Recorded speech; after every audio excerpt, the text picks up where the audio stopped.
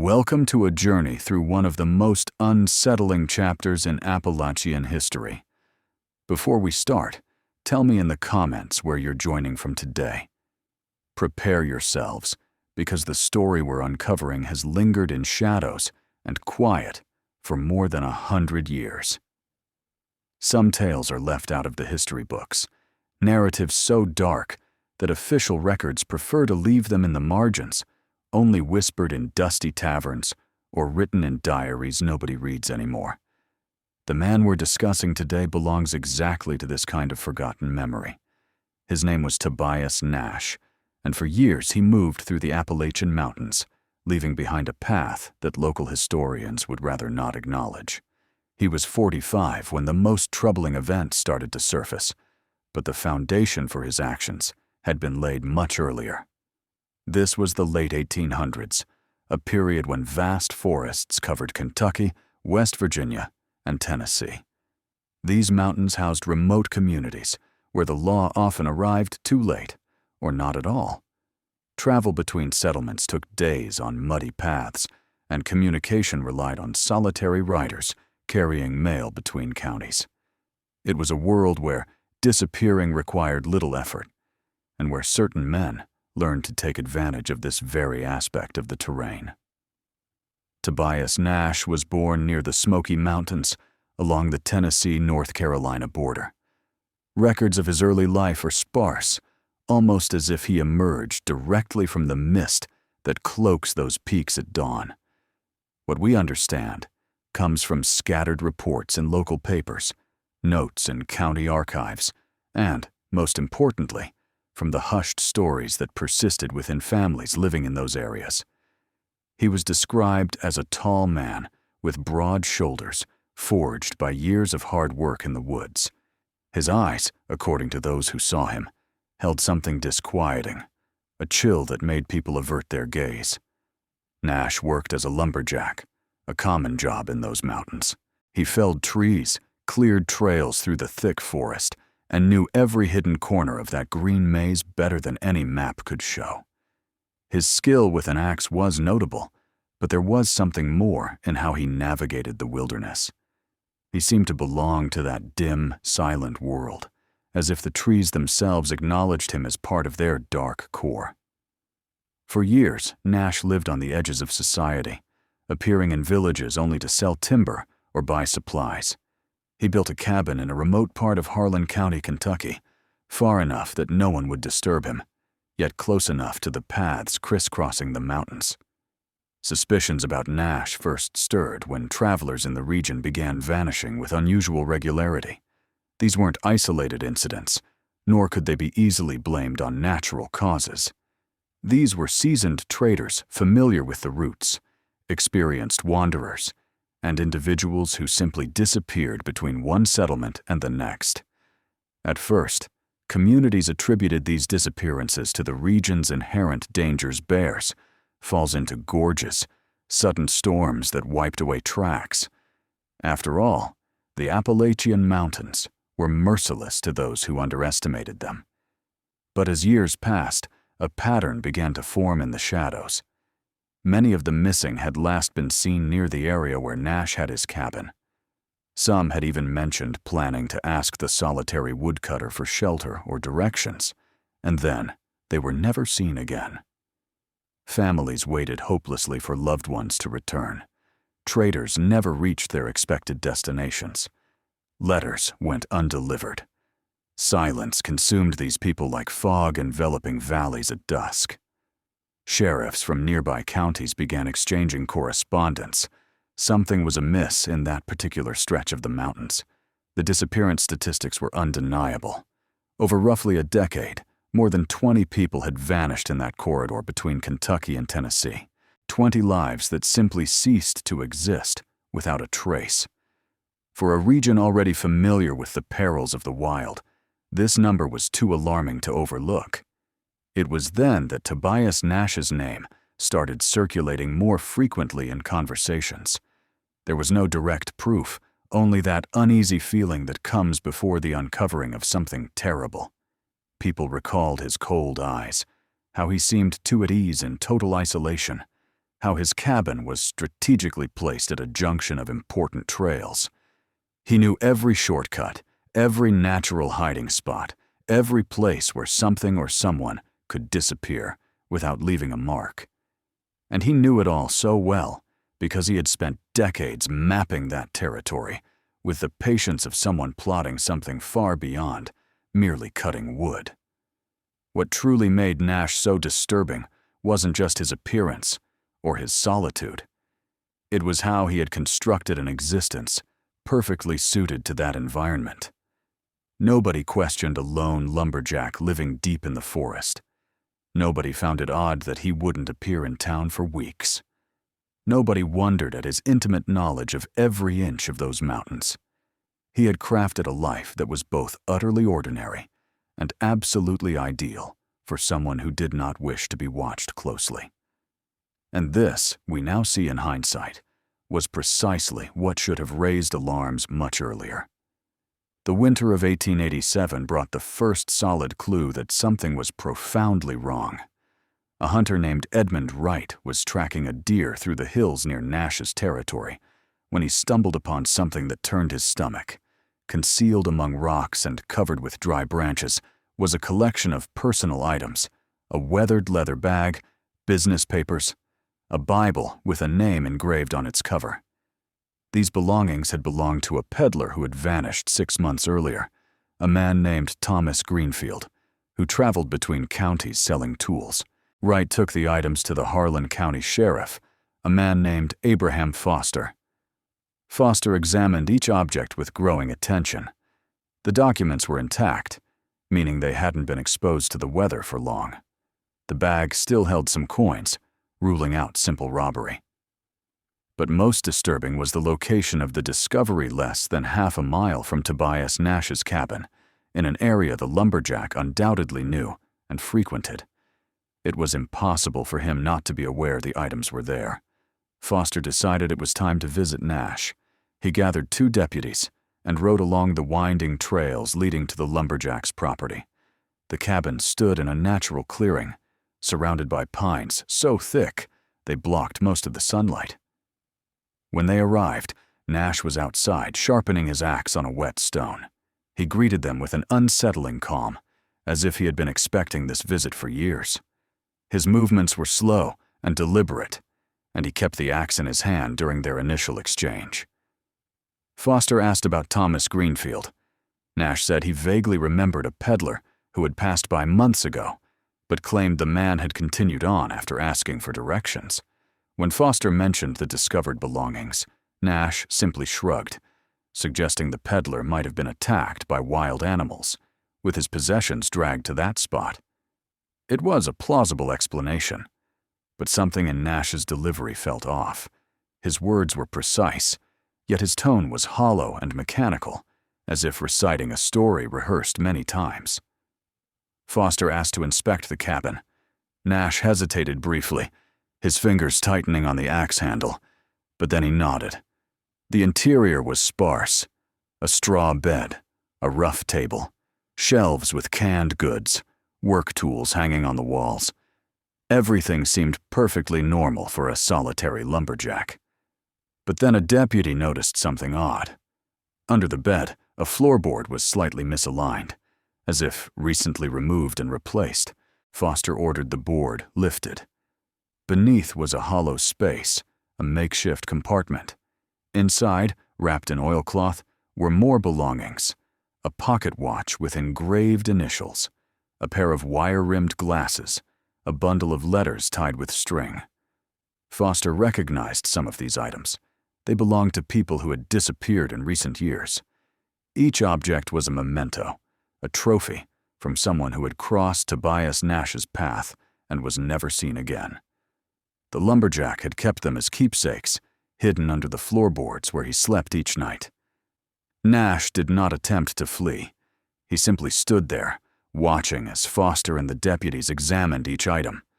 When finally confronted, he did not deny it. He offered no explicit confession, but neither did he provide any believable alternative.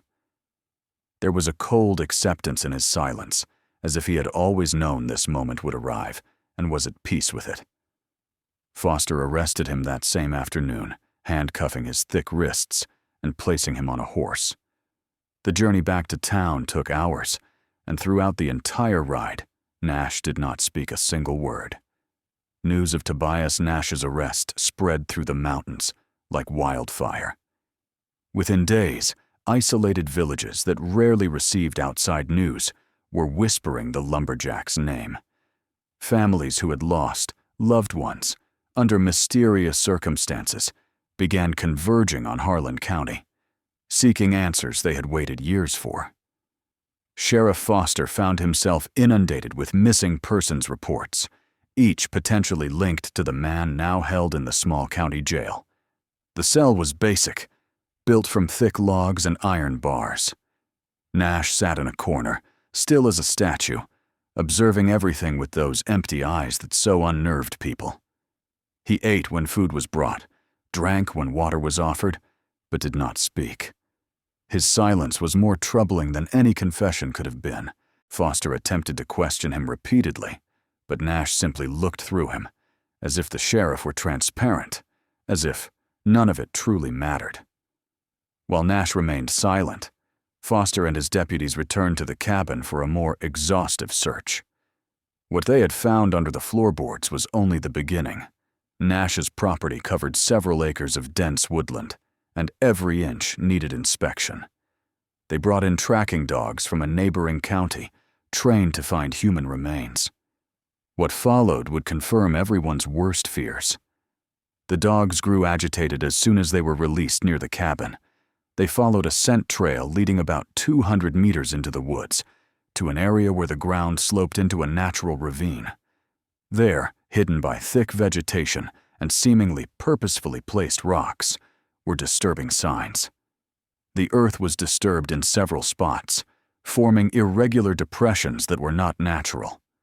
Foster ordered his men to start digging. The first discovery came just inches below the surface. Bones, unmistakably human, fragmented and scattered in a way suggesting deliberate concealment. As they continued, more evidence emerged from the dark soil. Scraps of clothing deteriorated by time and moisture, rusted metal buttons, a broken bone comb. Each item was a fragment of a life ended in that place, forgotten by the mountains. The excavation lasted 3 full days. Working under the gray Appalachian skies typical of that season, Foster's men uncovered evidence of at least 12 different individuals.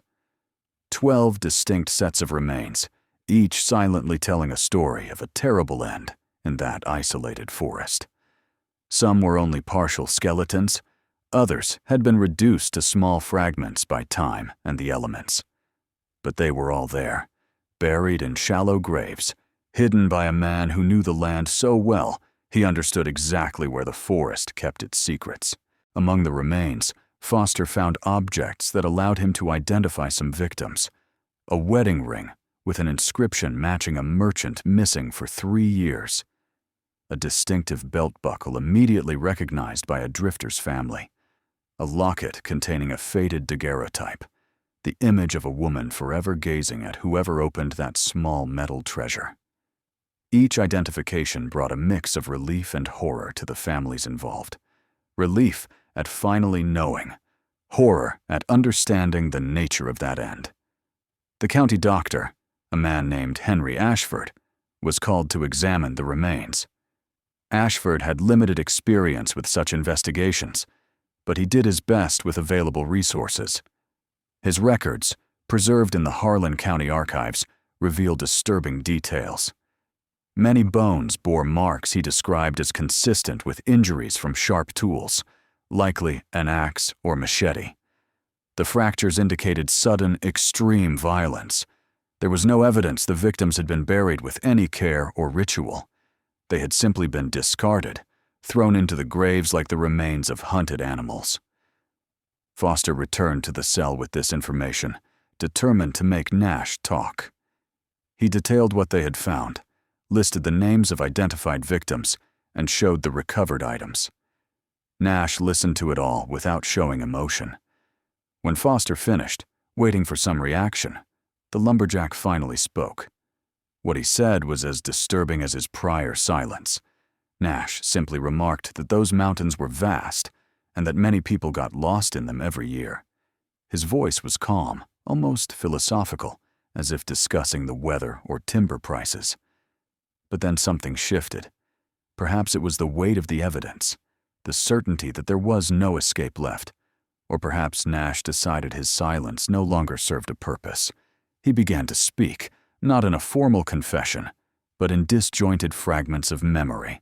He mentioned travelers who had stopped at his cabin seeking shelter from storms, traders who had accepted his offer of a place to sleep, wanderers who believed they had found a friendly face in the hostile mountain wilderness.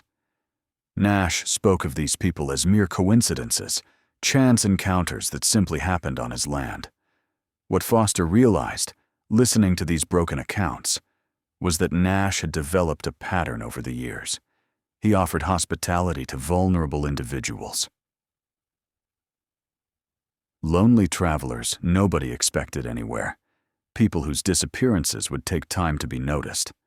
He welcomed them into his cabin, gained their trust, waited for the right moment.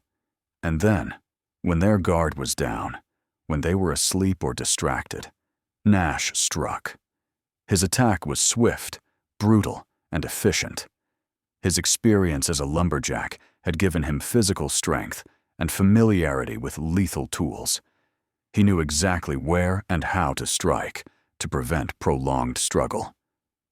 Then Nash would drag the bodies to his private ravine. He would bury them shallowly, cover them with rocks and branches, and let the forest take over. Wild animals would scatter the remains over time. Rain and snow would erase traces in the soil, and trees would grow indifferently over the makeshift graves. Nash would return to his routine as if nothing had happened, cutting trees, selling lumber, maintaining that facade of a solitary, harmless woodcutter. And then, after months or even years, another unfortunate traveler would knock on his door, and the cycle would start again. Newspapers across the region began publishing accounts of the case. Kentucky's Lexington Herald devoted several issues to what they called the Appalachian lumberjack murders. Tennessee's Knoxville Journal sent a correspondent to interview Foster and gather details.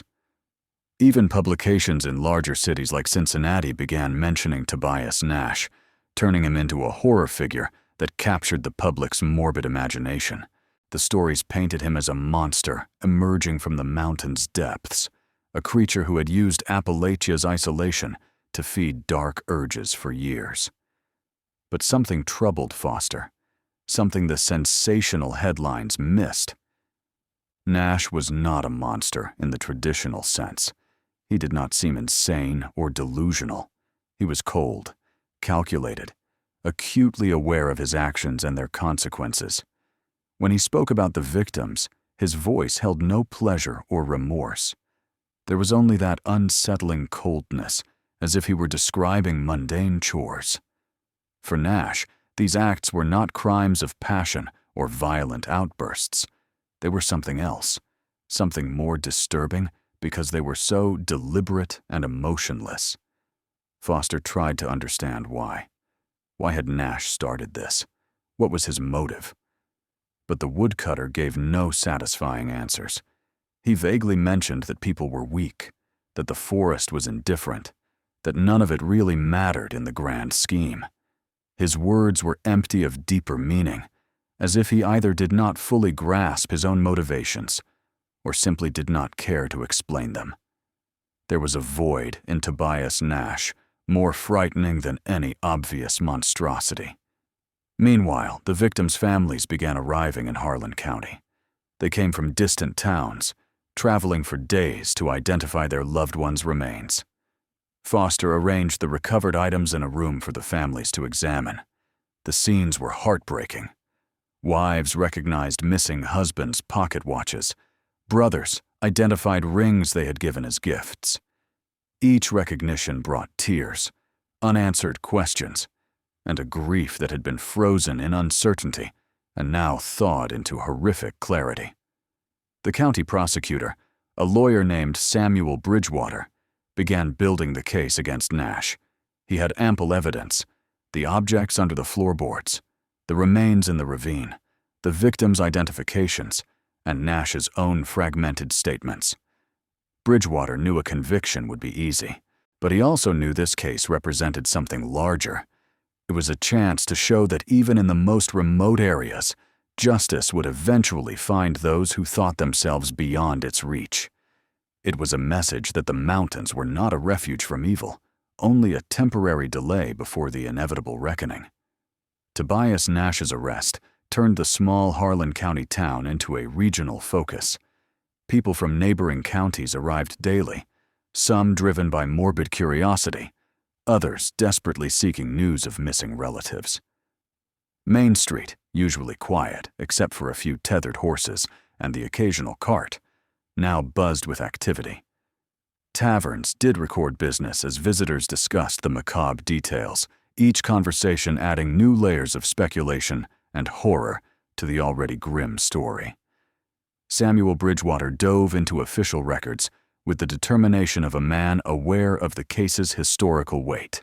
He requested documents from at least 8 counties, asking for reports on every unsolved disappearance from the past 15 years.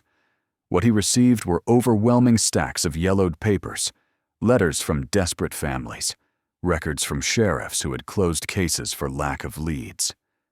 Bridgewater spent nights in his oil-lit office, organizing the documents into a timeline that revealed the true scale of Nash's actions. The pattern was eerily consistent. Most missing were men aged 25 to 50, traveling alone on routes near Nash's territory, traders carrying valuable goods, messengers with mail and money between towns, itinerant laborers seeking work in sawmills and coal mines, wanderers with no fixed destination who simply followed the trails. They all shared one crucial trait. They were people whose disappearance would not be immediately noticed, who had no families waiting in specific places, or whose travel plans were vague enough that their absence was first attributed to changed routes. Bridgewater also found something disturbing in older records. There were sporadic reports of disappearances in that same mountain area, dating back at least 25 years before Nash's arrest. They were vague entries, marginal notes in county ledgers, passing mentions in official correspondence. At that time, Nash would have been only 20 years old. This suggested his actions began much earlier than anyone imagined, that he had been perfecting his methods since youth, turning that ravine into a graveyard over decades. Dr. Henry Ashford continued his grim work examining the remains. He set up a makeshift area in a barn on the town's outskirts, organizing the recovered bones and fragments. Working by natural light filtering through cracks in the wooden planks, Ashford tried to reconstruct what had happened to each victim. His records show meticulous attention to detail, despite the forensic limitations of the time. He noted that many bone injuries were consistent with blows from behind or the side, suggesting the victims were caught off guard. There were no signs of prolonged struggle or self-defense, only sudden, conclusive violence. Among the remains, Ashford made a particularly disturbing discovery. Several sets of bones showed signs of having been moved and rearranged after initial burial.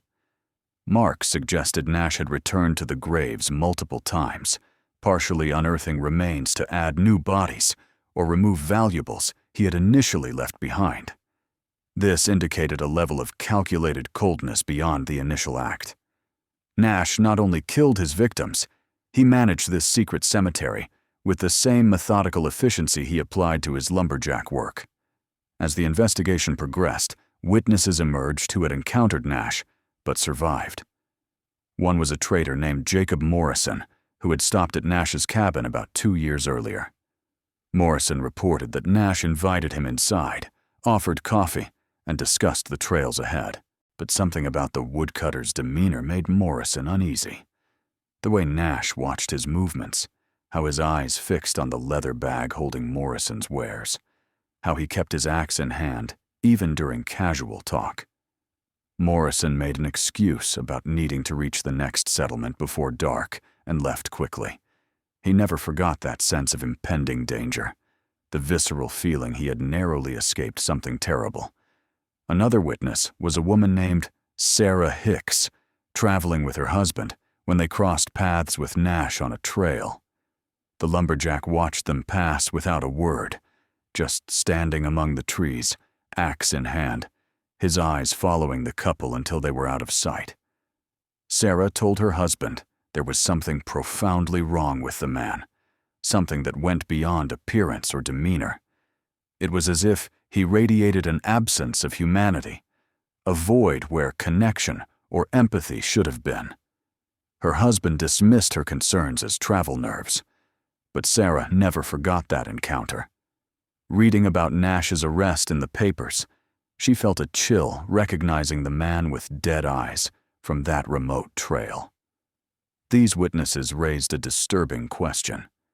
How many others had crossed Nash's path and survived only because they were in a group, because the timing was inconvenient for him, or simply by luck? Bridgewater estimated that, judging by trail traffic patterns in the area, hundreds had likely encountered Nash over the years.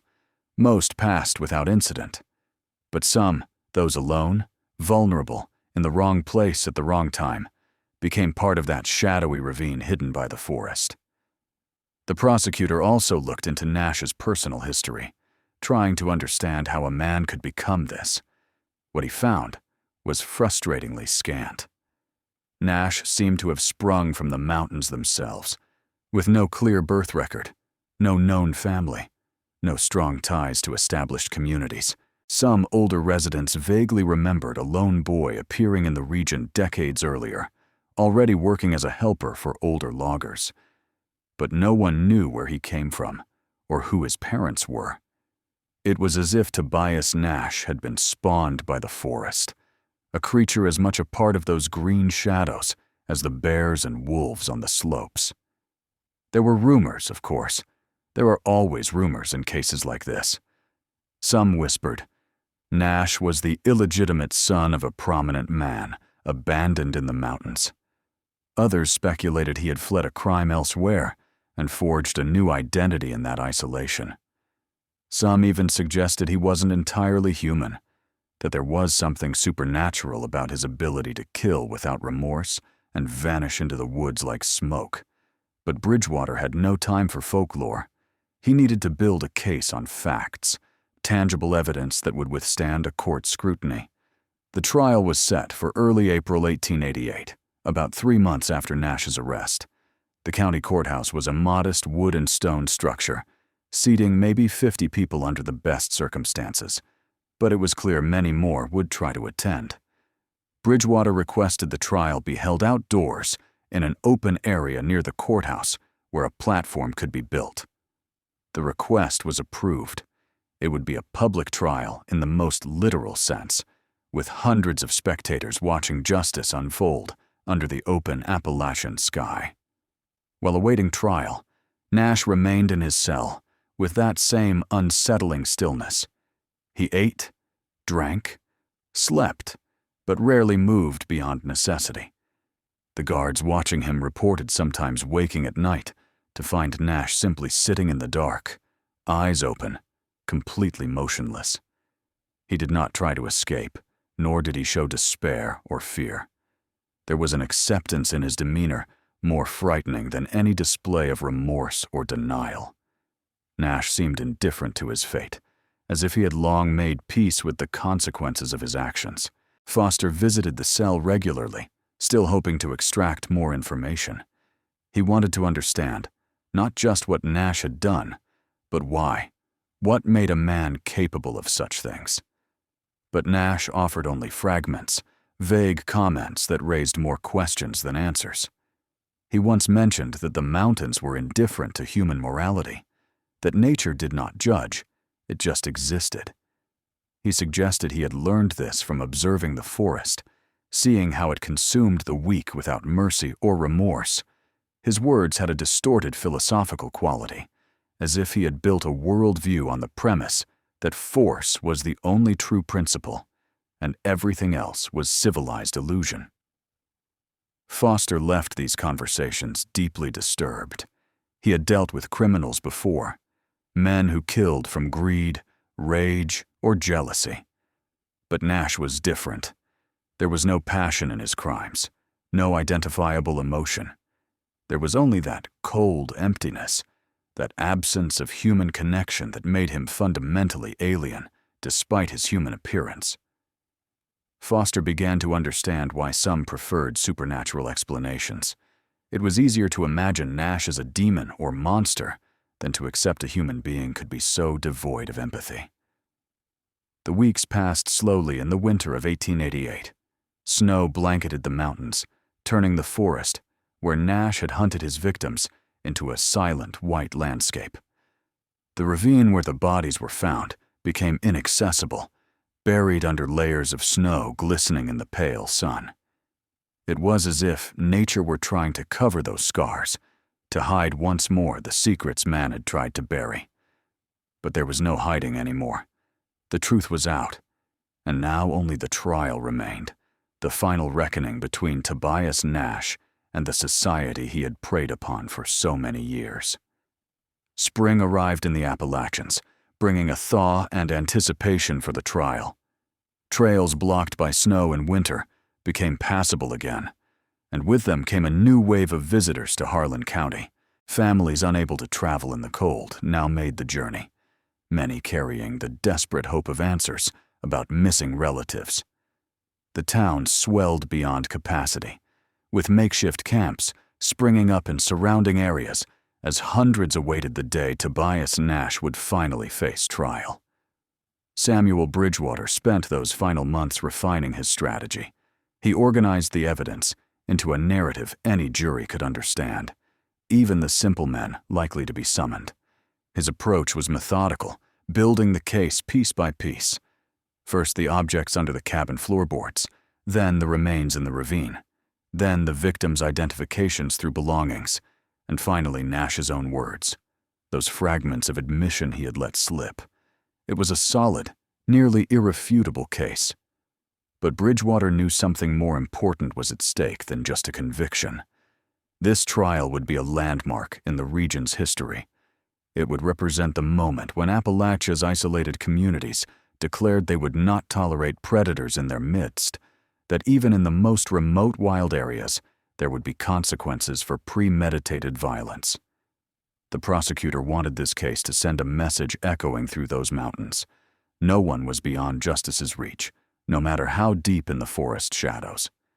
The lawyer assigned to defend Nash was a young man named William Curthers, a recent college graduate with little criminal case experience.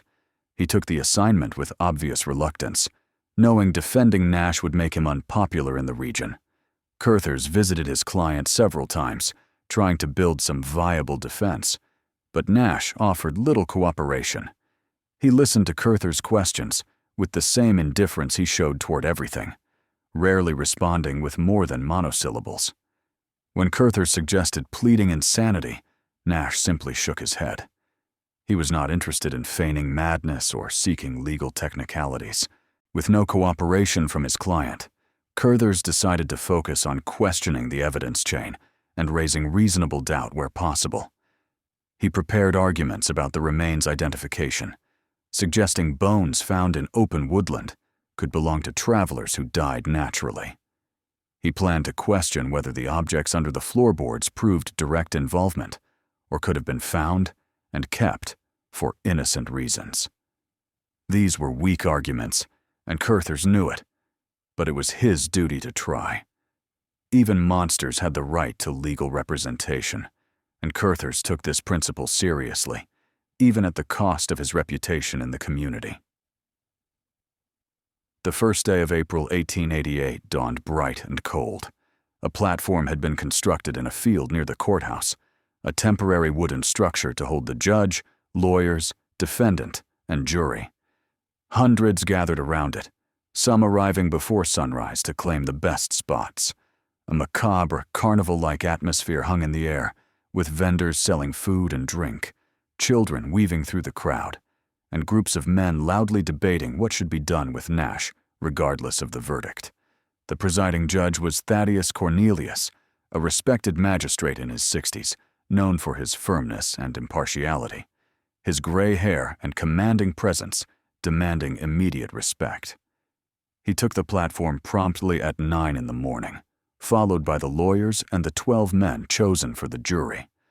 Farmers, merchants, and artisans from the county with no direct ties to the victims, their faces weathered and hands hardened by labor, now bearing the responsibility of judging one of the darkest cases the region had ever seen.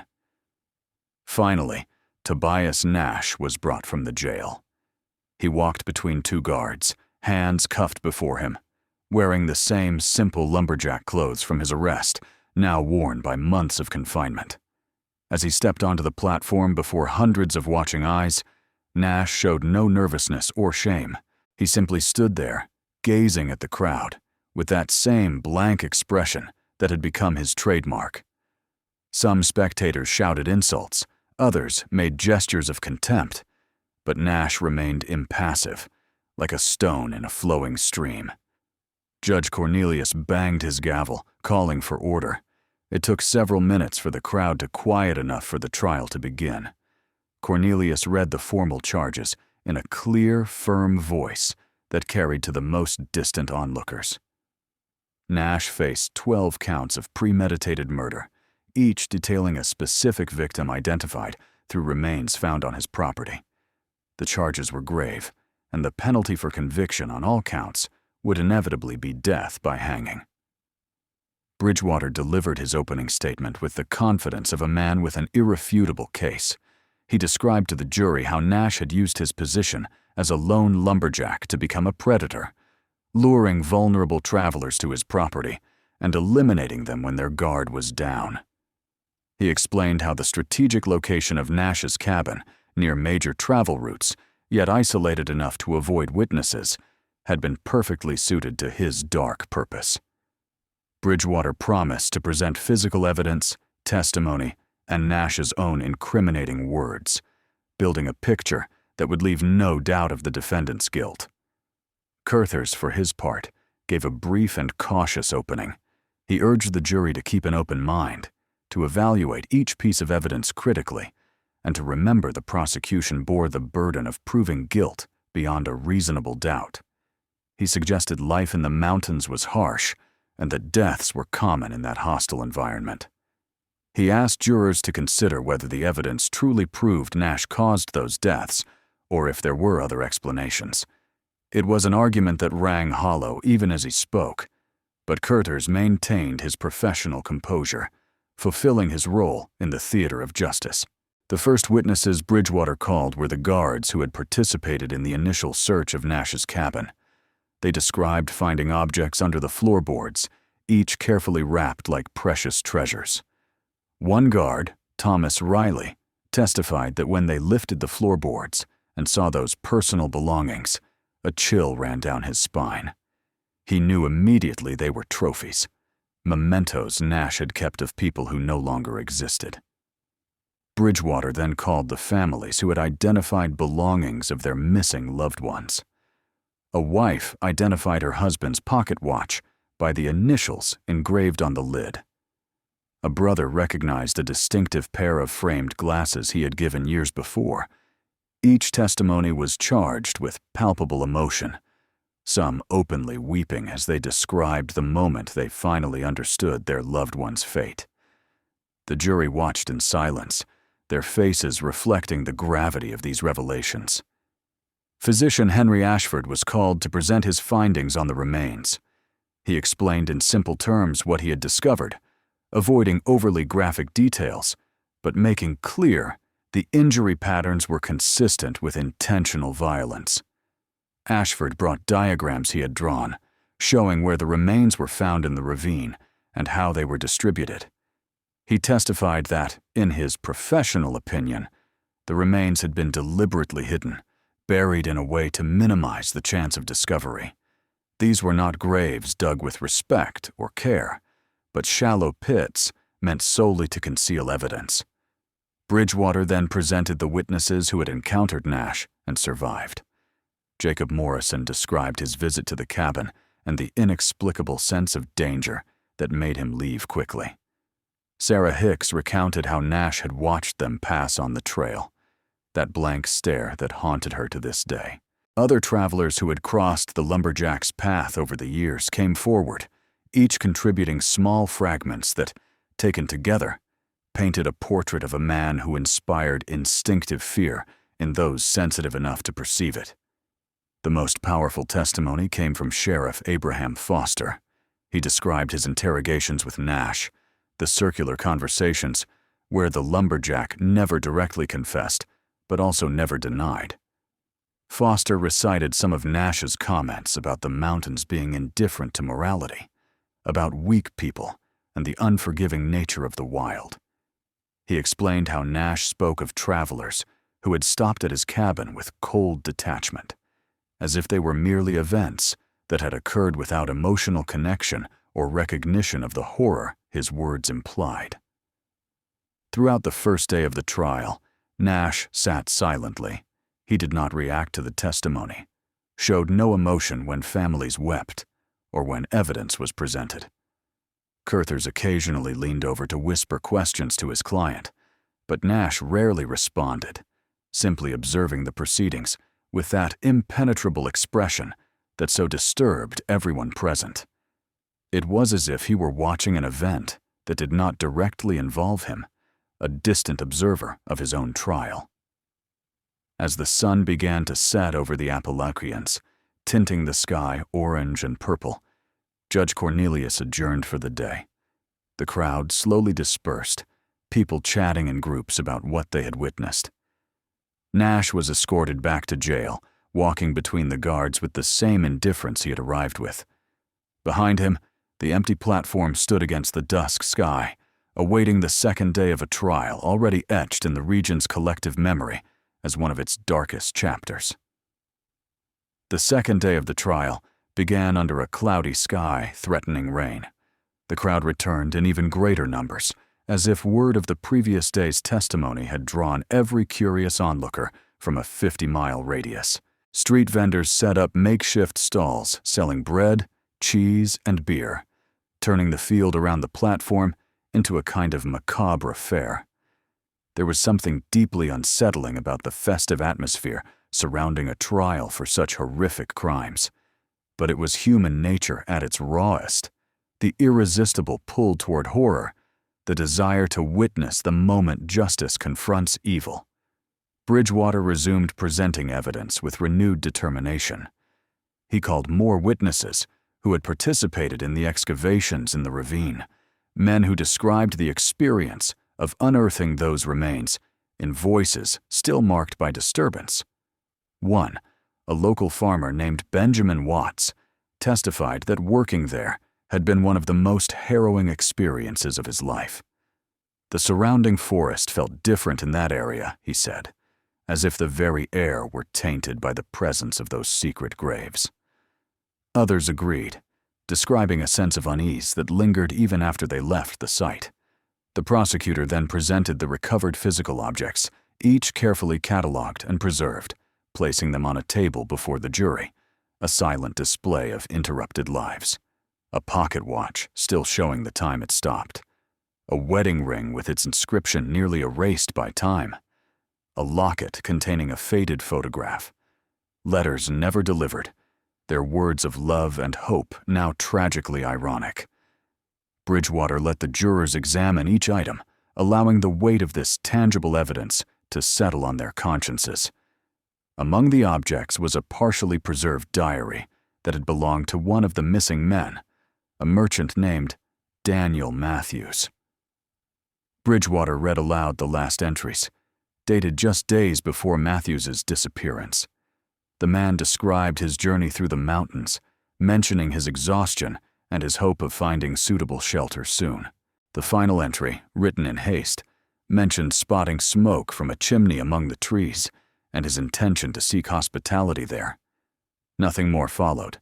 The subsequent pages were blank, an inky silence that spoke louder than any confession. Curthers attempted to question the authenticity of the connections between the objects and the victims. He argued that finding belongings in the woods did not necessarily prove Nash had taken them from dead people. Perhaps he had simply found them abandoned on the trails, or they were traded or bartered items. But his objections sounded feeble even to his own ears. The sheer number of objects, their personal and intimate nature, and the way they were hidden beneath the cabin floorboards made any innocent explanation implausible. The jury listened politely, but their faces reflected growing skepticism. Bridgewater had saved his most powerful testimony for this point. He called Nash forward, exercising his right to cross-examine the defendant. Nash stood slowly, his handcuffs jingling as he approached the front of the platform. He stood there, looking directly at Bridgewater without apparent fear or discomfort. The prosecutor began with simple questions about Nash's life in the mountains, establishing his familiarity with the territory and his isolated location. Nash answered in monosyllables when necessary, his voice low but audible to all. Then Bridgewater changed tack. He asked about the objects found under the floorboards. Where did they come from? Why did Nash keep them? The lumberjack remained silent for a long moment, just watching the prosecutor with those empty eyes. When he finally spoke, his answer was characteristically cryptic.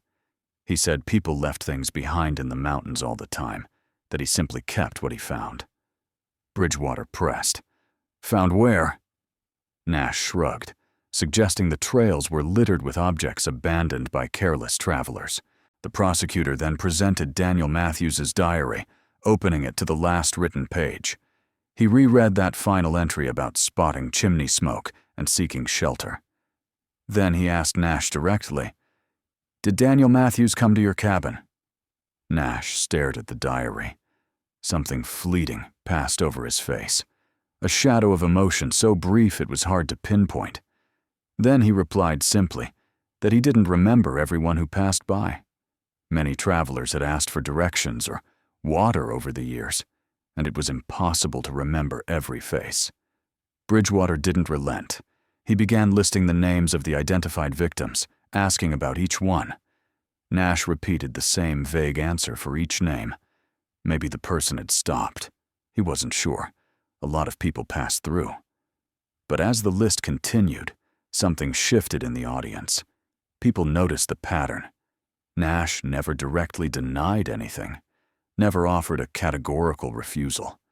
He simply cast a cloud of ambiguity where there should have been none, the non-denial of someone who knew exactly what had happened, but saw no reason to confess or deny. It was then that Bridgewater asked his most direct question. He looked Nash in the eye and asked, "Did you kill these people?" The silence that followed was absolute. Even the wind seemed to still, the hundreds of spectators holding their breath. Nash stared back unblinkingly, his eyes as blank as ever. Then, for the first time in the trial, something resembling a smile briefly touched his lips. It wasn't an expression of humor or satisfaction. It was something more disturbing, a faint twist that suggested he found the question irrelevant or absurd. He did not respond verbally, simply sat back down, leaving that silence as his only answer. Nash's non-response was more damning than any confession could have been. Bridgewater needed to say nothing more. He simply turned to the jury and let the moment settle. Judge Cornelius tried to compel Nash to answer, explaining that his silence could be interpreted as an admission of guilt. Nash simply looked at the judge with the same indifference, offering no further words. Curthers rose to object, but his heart clearly wasn't in it. He knew, as everyone present knew, that his client's silence had sealed his fate. Curthers's defense was brief and half-hearted.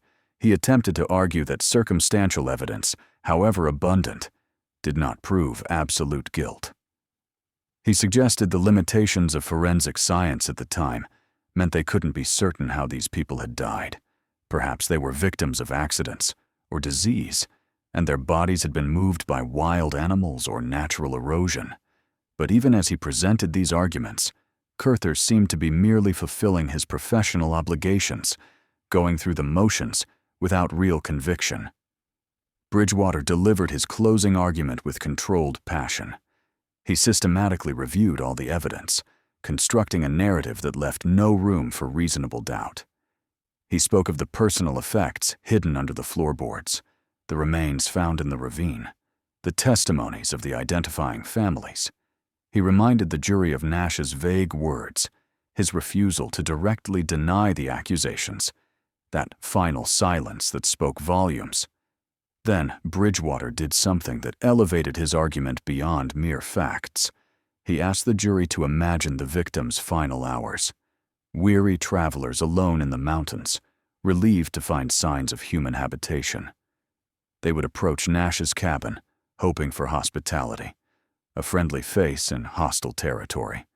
Perhaps he would invite them in, offer coffee or a place to rest. They would let their guard down, trusting this solitary woodsman. And then, when they were vulnerable, when they believed themselves safe, Nash would reveal his true nature. Bridgewater didn't describe the acts themselves. He didn't need to. The imagination of each person present filled in those horrific details. The prosecutor concluded by asking the jury to consider their responsibility not only for justice owed to the victims and their families, but for the safety of all traveling through those mountains. If they let Nash go free, what message would that send?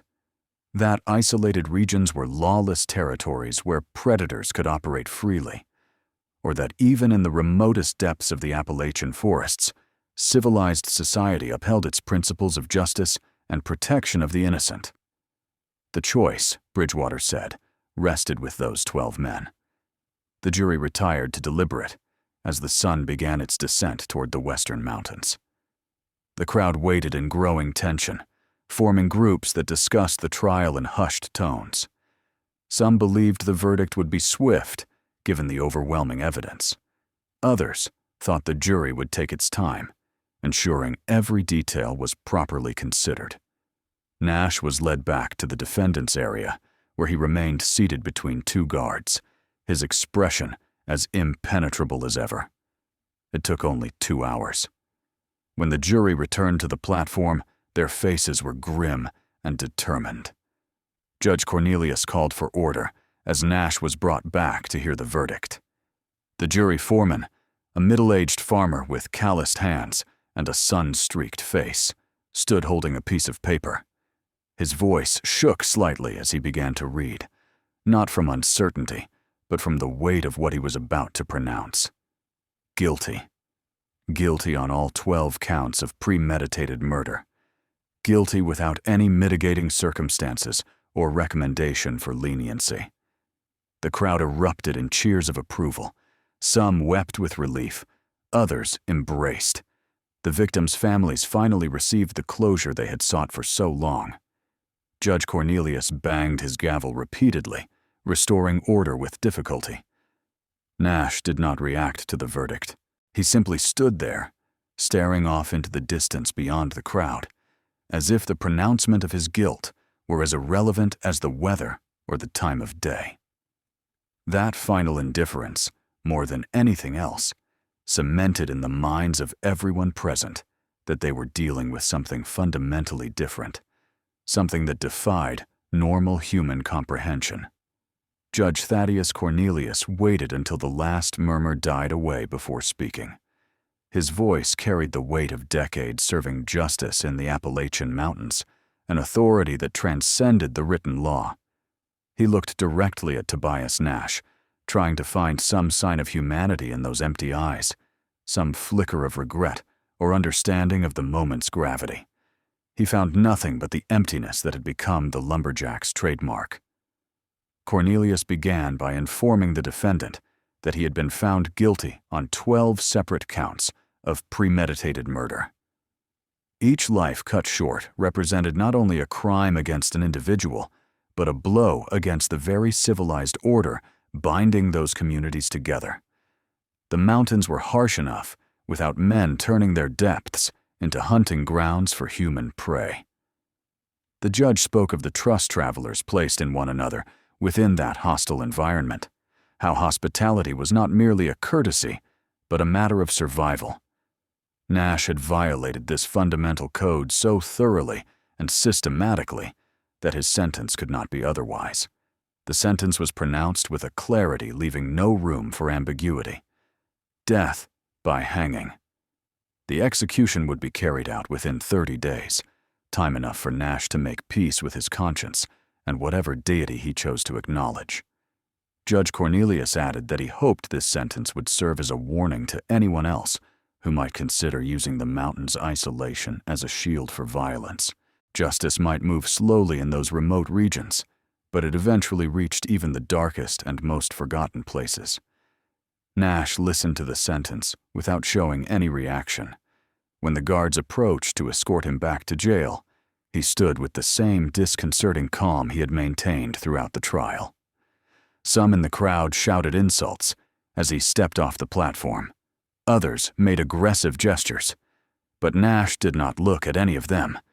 He simply walked between the guards, his handcuffs jingling softly, returning to the cell that would be his home for the next 30 days. Behind him, the crowd began to disperse, chatting in excited groups about the verdict and sentence, satisfied that justice had finally prevailed. The following days brought a steady stream of visitors to Harlan County.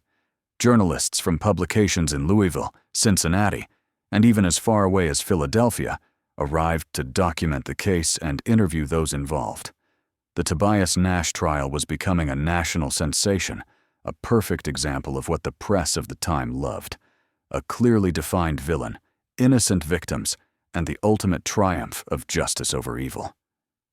The stories circulating in newspapers transformed Nash into a kind of dark legend, the Appalachian lumberjack, who had hunted travelers for years deep in the mountains. But not all attention was focused on the condemned man. The victims' families finally had the confirmation they had sought, and many began preparing to bring their loved ones' remains home. Dr. Henry Ashford worked tirelessly to assist with the final identification of each set of bones, using personal objects and his detailed records of observed physical characteristics. It was grim and emotionally draining work, but Ashford understood its importance. These people deserved to rest in peace, buried properly in their hometown cemeteries, not forgotten in a mountain ravine. One story that emerged during this period particularly touched the hearts of locals.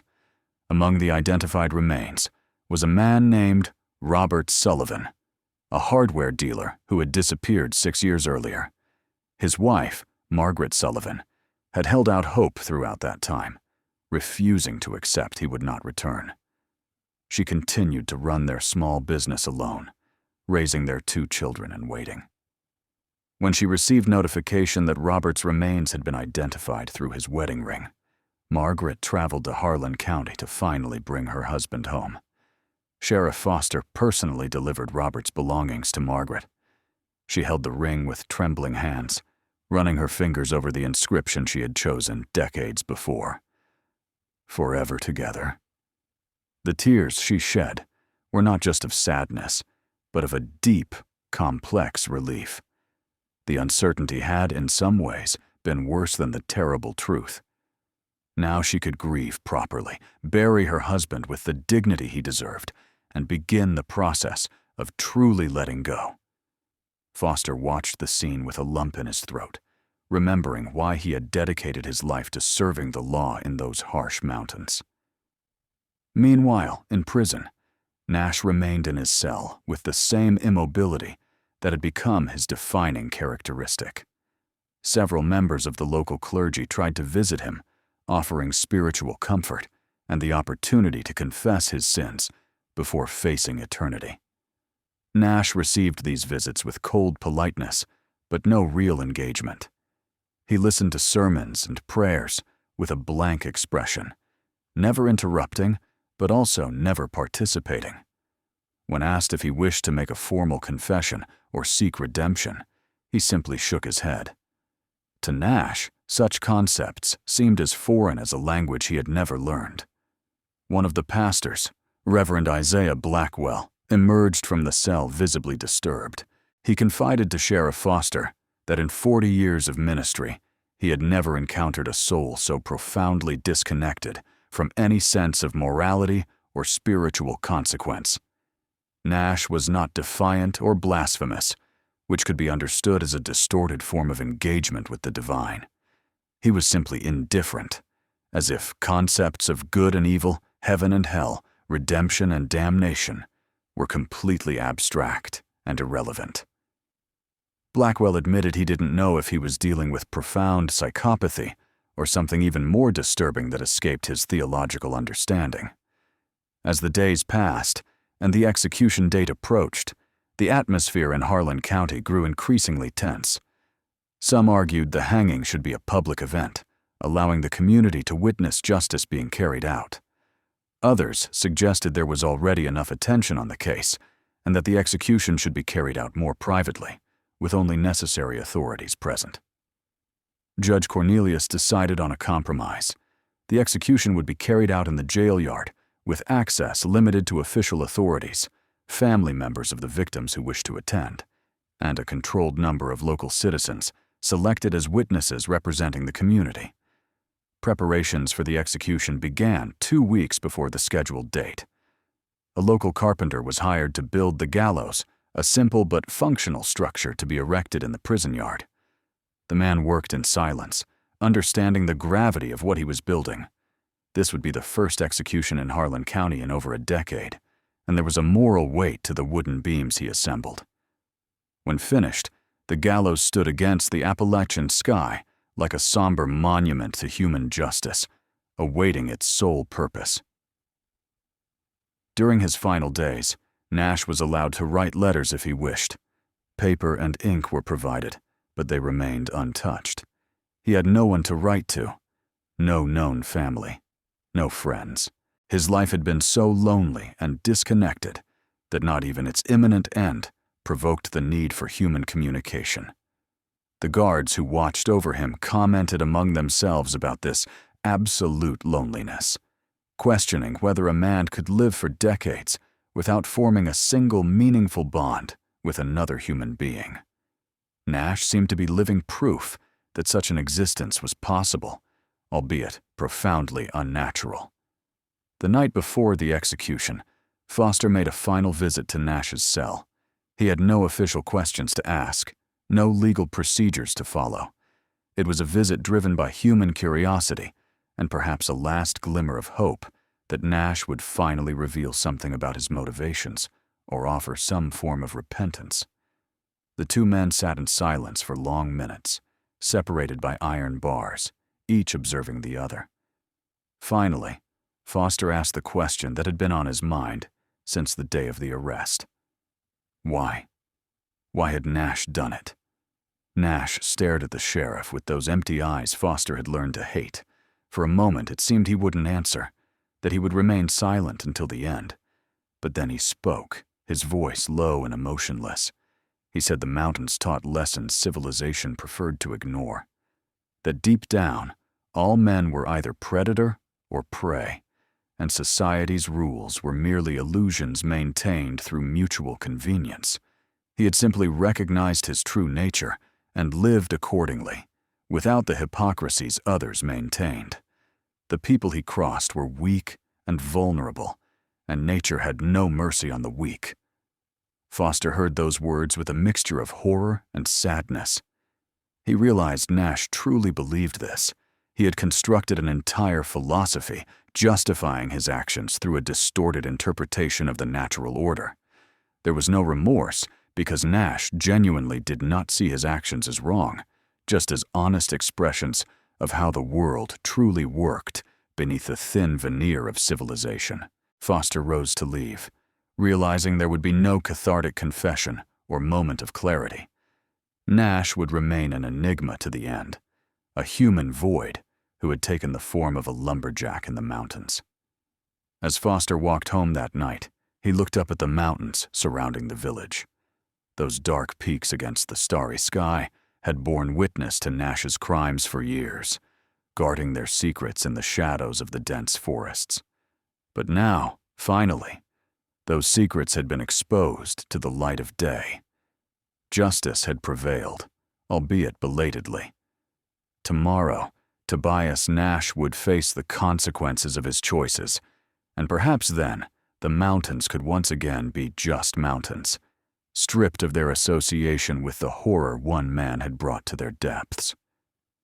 Night passed slowly over Harlan County.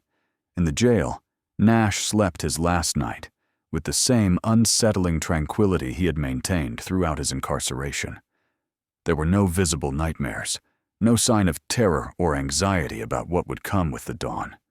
He simply rested, as if the next day were just another day, as if the noose around his neck were as irrelevant as everything else in his empty existence, and while he slept, the families of his victims lay awake, some praying, others simply waiting, all anticipating the moment they could finally begin to process decades of pain and loss.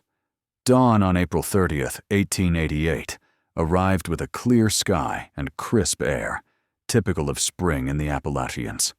A light mist still covered the valleys as the first people began gathering around the prison. Although access to the courtyard where the execution would take place was limited, hundreds gathered in nearby streets, forming a silent crowd awaiting the final moment. There was a solemnity in the air that contrasted with the almost festive atmosphere of the trial. Today was not about spectacle or entertainment, but about closure and justice. Inside the prison, Nash was awakened before sunrise. The guards offered him a final meal, but he ate little.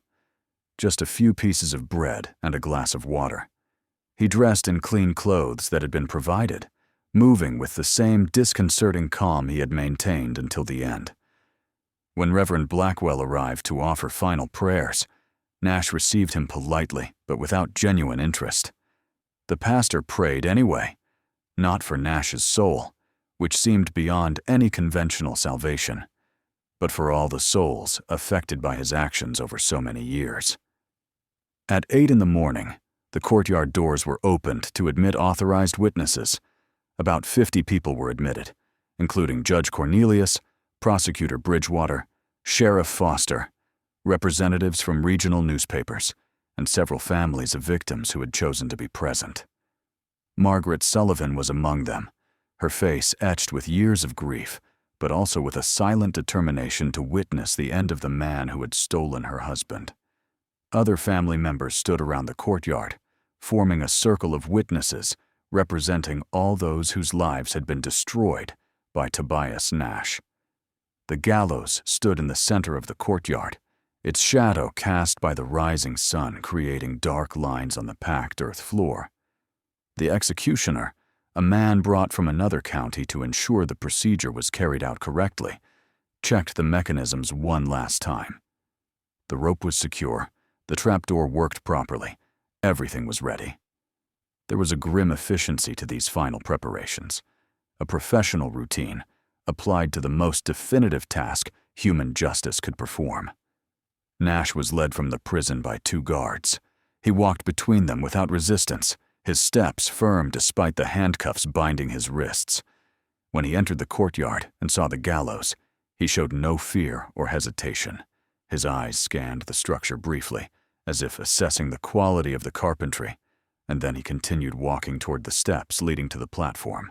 The crowd of witnesses watched in absolute silence, the only sounds the rustling of clothing and pent-up breathing.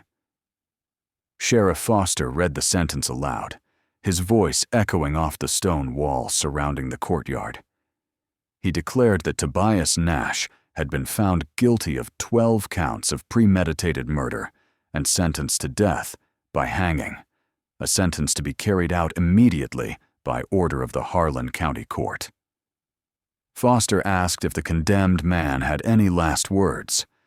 Nash was silent for a long moment, staring at the mountains visible beyond the jail walls. Then, to everyone's surprise, he spoke. His words were few and disturbingly remorseless. Nash said simply that the mountains remembered, that the forest held secrets no court would ever fully uncover, and that he was neither the first nor the last to understand the lessons these lands taught. It wasn't a confession or a plea for forgiveness. It was almost a prophecy, a suggestion that more horror lurked in those depths than had been revealed. Foster felt a chill run down his spine at those words. Even in the face of death, Nash remained enigmatic and disturbing. The executioner placed the black hood over Nash's head, covering those empty eyes for the last time. The noose was adjusted around his neck with professional efficiency. Nash didn't struggle, showed no physical reaction to the touch of the rope. He simply stood there, a still, silent figure waiting for the inevitable. The executioner checked everything one last time, then positioned himself at the lever that would release the trapdoor. There was a moment of suspended silence where even the wind seemed to stop blowing, and then the lever was pulled. The trapdoor opened with a sharp thud of wood against wood. Nash fell through the opening, the rope pulling taut. It was fast, faster than many expected. The body swayed slightly for a few moments, then lay still. Dr. Henry Ashford, present as an official witness, waited the appropriate amount of time before climbing up and checking for vital signs. After a few minutes, he turned to Judge Cornelius and nodded. Tobias Nash was dead. The sentence had been carried out. The witnesses began to file out of the courtyard in silence, processing what they had witnessed. There was no obvious celebration or triumph, just a sense that something necessary had been completed. Margaret Sullivan paused for a moment before leaving, staring at the still body swaying gently in the morning breeze. She whispered something to herself, perhaps a prayer or a final farewell to Robert, then turned and left with lighter steps than when she had entered. Other families followed, each carrying their own weight of complex emotions over the closure they had finally received. Nash's body was left hanging for the legally prescribed time, then lowered and prepared for burial. There was no family to claim him, no specific place where he belonged. It was decided he would be buried in a secluded area of the county cemetery, with no headstone or marker, just a mound of earth that would eventually blend into the surrounding terrain. It was an anonymous end for a man who had lived in the shadows, and there was a poetic justice in that. Nash would be forgotten, just as he had tried to make his victims disappear, erased by the passage of time. In the days and weeks that followed, Harlan County gradually returned to its normal routine. Journalists moved on to other stories, the crowds dispersed, and life in the mountains continued as usual. Yet something had fundamentally changed. Communities in the region became more vigilant, more aware that dangers could lurk, even among those who seemed like simple neighbors or harmless passers-by. The casual trust travelers once placed in strangers was tempered by a new caution, an understanding that not every friendly face came with good intentions. Nash's cabin was eventually burned by order of the county. No one wanted the structure to remain as a morbid monument to the crimes committed there. The fire consumed the dry wood quickly, reducing years of dark history to ash and charcoal. The ravine where the bodies had been buried was properly filled, the soil disturbed and compacted, and over time, vegetation began to grow back over the stained land. Nature had a way of healing its own wounds, hiding the scars left by human cruelty beneath new layers of life. But the stories persisted. In the decades that followed, the case of Tobias Nash became part of local folklore, a cautionary tale told in taverns and around campfires. The details were exaggerated over time, transforming Nash into a near-mythical figure of terror. Some said he had killed 50 people, others claimed 100. There were tales that his cabin was haunted, that his ravine was cursed, that travelers still disappeared in that part of the mountains. The truth, already horrific enough, was distorted by repetition until it became legend. The official records, however, remained in the Harlan County archives. The trial, the sentencing, the evidence all meticulously documented on pages that have yellowed with time. These documents tell the true story, stripped of folkloric exaggerations, and in some ways are more disturbing than any legend. They show that Tobias Nash was no supernatural demon or mythical creature. He was simply a man, a human being who had chosen to use his knowledge of the mountains and the vulnerability of travelers to satisfy dark impulses for years. And this fundamental humanity of his crimes is what makes them truly terrifying. Nash's legacy also brought practical changes to the region. Appalachian counties began sharing information more systematically about disappearances and unsolved crimes. Travel routes were more carefully mapped, and checkpoints were established in particularly isolated areas. The lessons learned from that case helped shape how law enforcement operated in those remote regions, recognizing that isolation could be exploited by those with malicious intent. Today, more than a century later, the story of Tobias Nash remains one of the darkest chapters in Appalachian history. Scholars studying historical crimes occasionally rediscover the case, fascinated by Nash's calculated methodology and the way he exploited the geographic and social characteristics of his time. But for the descendants of those communities who lived through those events, Nash is not an object of academic fascination. He is a reminder that evil can wear any mask, even that of a lone woodsman offering hospitality deep in the mountains. The Appalachian Mountains continue to tower against the sky, indifferent to the human stories unfolding on their slopes. The forests grow as dense as ever. The trails still wind through valleys and over ridges, and travelers still trek through those remote lands. But somewhere in those green depths lies a ravine, where the earth was turned long ago, where secrets were buried and then unearthed. Vegetation has grown over that place, hiding it again. And perhaps it is for the best.